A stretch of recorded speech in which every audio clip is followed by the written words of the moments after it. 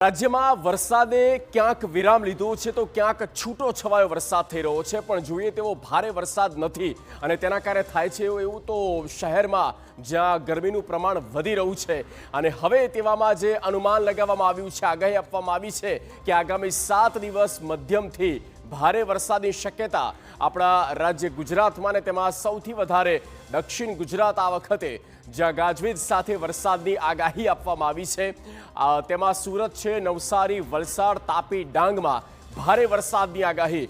ગુજરાત પર 4 વરસાદી સિસ્ટમ સક્રિય થઈ અને જેના કારણે આવનારા એક અઠવાડિયા દરમિયાન થઈ શકે છે ક્યાંક ભારે તો ક્યાંક હળવો।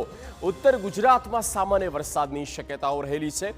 સૌરાષ્ટ્ર અને કચ્છની વાત કરીએ તો ત્યાં છૂટો છવાયો વરસાદનું અનુમાન છે। સૌરાષ્ટ્ર અને કચ્છમાં પણ ભારે વરસાદ હોય તો તે છે સુરત, તાપી, ડાંગ, નવસારી, વલસાડ, વાપી, ભરૂચ, નર્મદા આ એ જિલ્લાઓ છે જ્યાં ભારે વરસાદ થઈ શકે છે, કારણ કે એક સાથે ગુજરાત પર 4 વરસાદી સિસ્ટમ અને આ તરફ જોર વધારે દેખાઈ રહ્યું છે। દક્ષિણ ગુજરાત તરફ તેની તીવ્રતા વધારે જોવા મળી રહી છે। તો આવનારા આ એક અઠવાડિયાની વાત છે